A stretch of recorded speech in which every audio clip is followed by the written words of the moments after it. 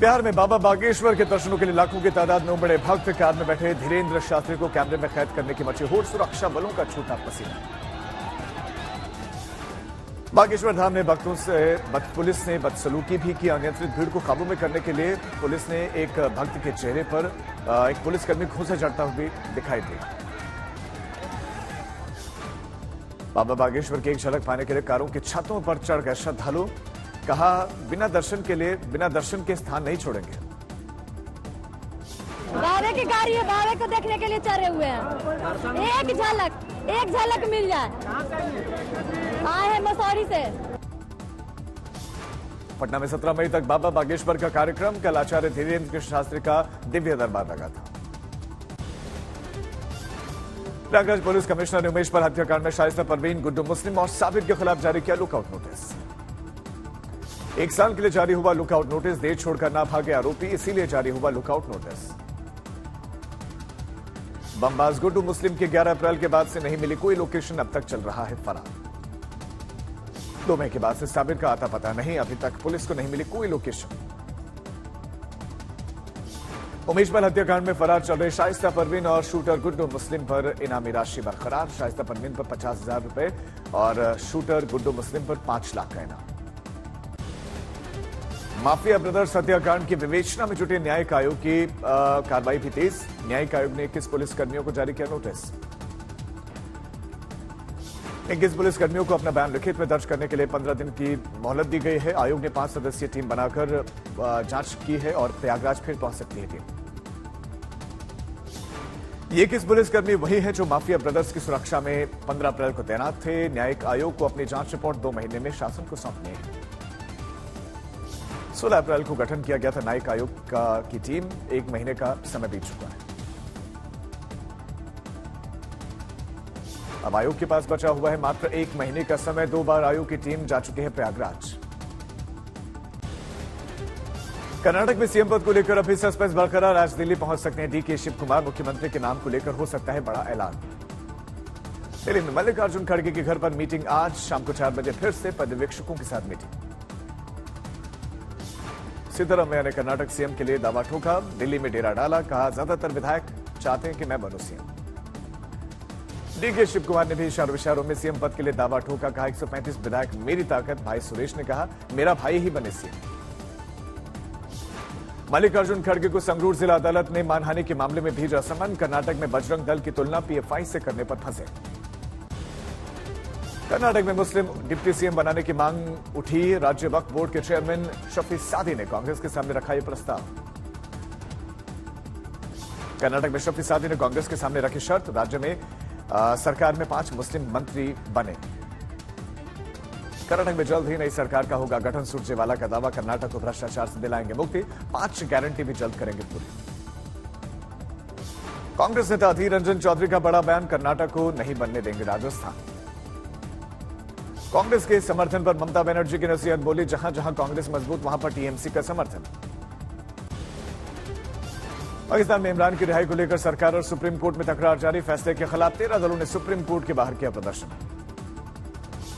प्रदर्शन में कई नेताओं ने चीफ जस्टिस उमर अता बांदियान के खिलाफ खोला मोर्चा।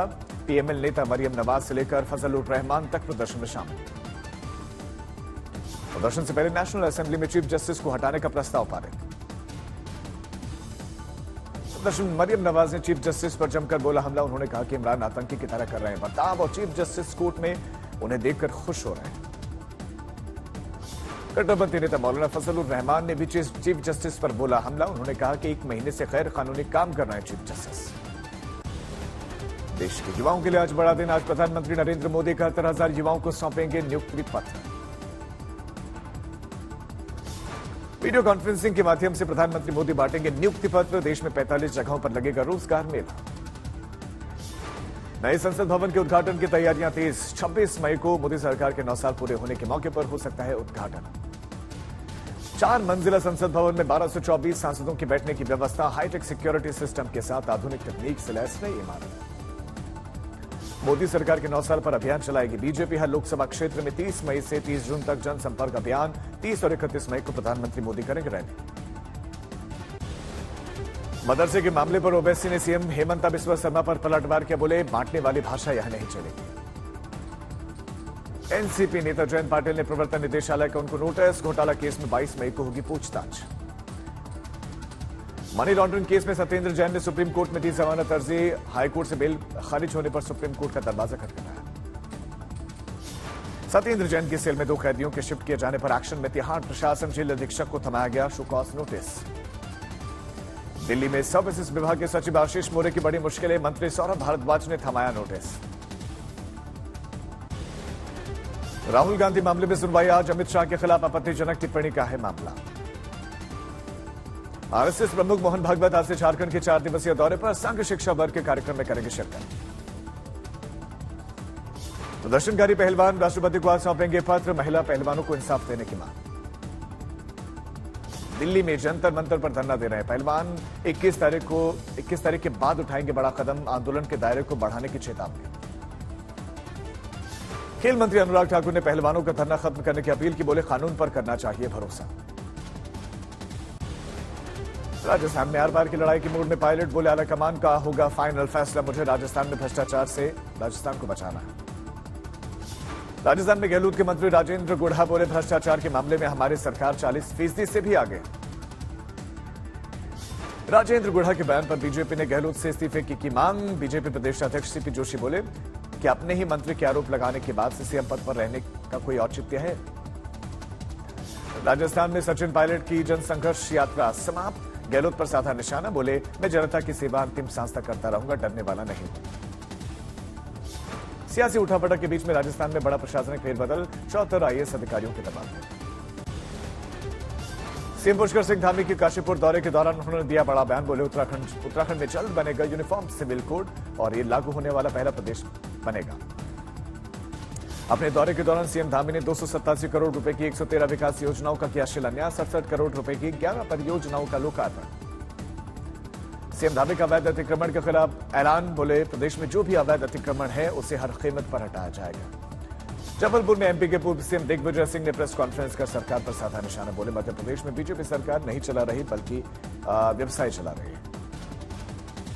पूर्व सीएम दिग्विजय सिंह ने बजरंग दल पर साधा निशाना, बोले जो दल नफरत फैलाने का करते हैं काम, उन पर प्रतिबंध लगना चाहिए। सीएम नवीन पटनायक ने सस्टेन द क्राफ्ट इंडियम प्रदर्शनी का उद्घाटन किया। केंद्रीय संस्कृति मंत्री जी किशन रेड्डी भी कार्यक्रम में रहे मौजूद।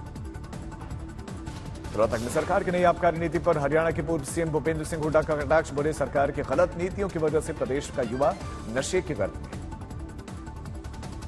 सीएम खट्टर ने सिरसा में संत नगर गांव में जनसंवाद किया, ग्रामीणों की समस्याओं के समाधान का आश्वासन दिया। गुजरात के सीएम भूपेंद्र पटेल ने वीरम गांव में लोक सेवा कार्यालय का किया उद्घाटन, बीजेपी नेता हार्दिक पटेल समेत कई और लीडर्स रहे मौजूद। जम्मू कश्मीर के उपराज्यपाल मनोज सिन्हा ने अनंतनाग में किसान संपर्क अभियान का उद्घाटन किया, किसानों की आय बढ़ाने के लिए योजनाओं की शुरुआत। मुंबई में गौरी खान की किताब my life is design launch, Gauri Khan के पति और बॉलीवुड के किंग खान शाहरुख खान रहे मौजूद। हरदोई में अवैध अतिक्रमण करने वालों पर उच्च न्यायालय का आदेश पर बुलडोजर, 39 मकानों और झोपड़ियों पर बुलडोजर चला, ध्वस्त किए गए। फिल्म द केरला स्टोरी को तमिलनाडु में स्क्रीनिंग पर रोक लगाए जाने के मामले में तमिलनाडु सरकार ने सुप्रीम कोर्ट में हलफनामा किया दाखिल। हलफनामे में कहा कि फिल्म की रिलीज पर कोई बैन नहीं।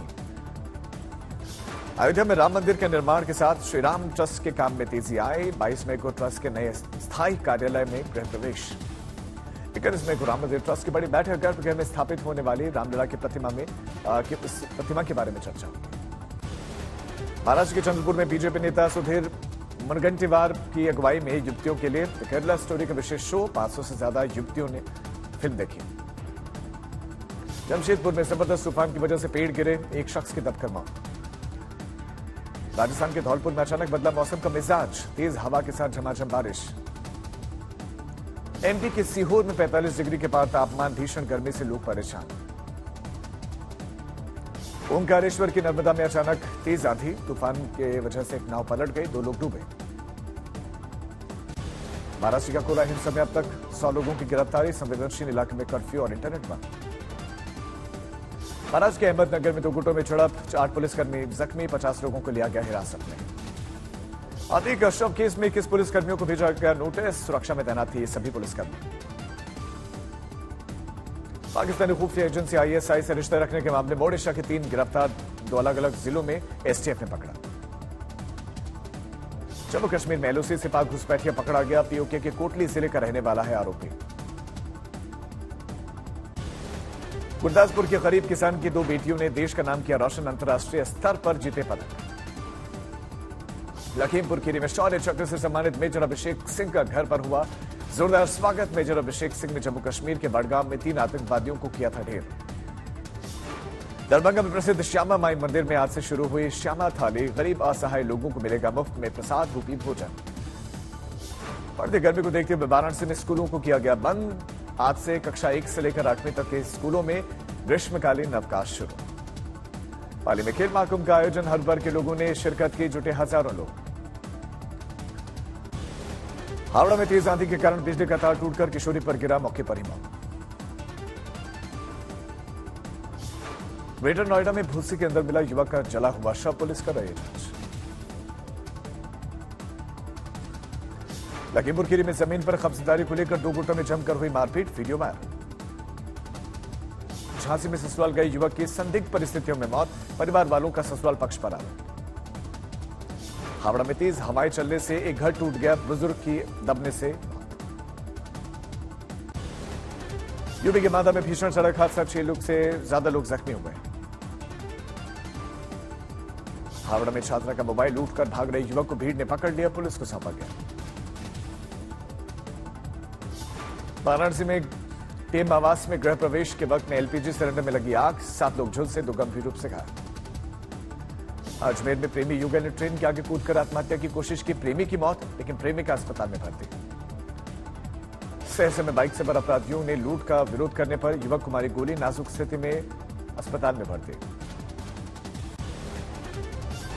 दल सिंह सराय में बेकाबू ट्रक ने बुलेट सवार को कुचला, घटनास्थल पर ही मौत, 2 लोग जख्मी हुए। तमिलनाडु के विल्लुपुरम में जहरीली शराब पीने से 12 लोगों की मौत, छानबीन में जुटी पुलिस।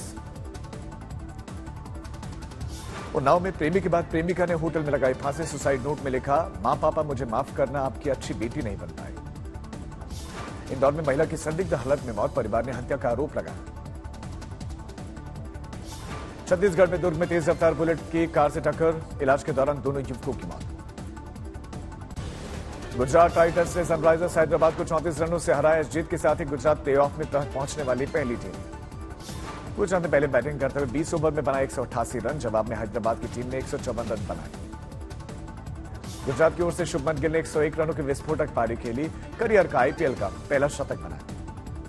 हैदराबाद की ओर से क्लासी ने सबसे ज्यादा रन बनाए, 44 गेंदों पर 64 रनों की पारी खेली। शुभमन गिल बने player of the match. Lucknow और मुंबई के बीच में मैच आज।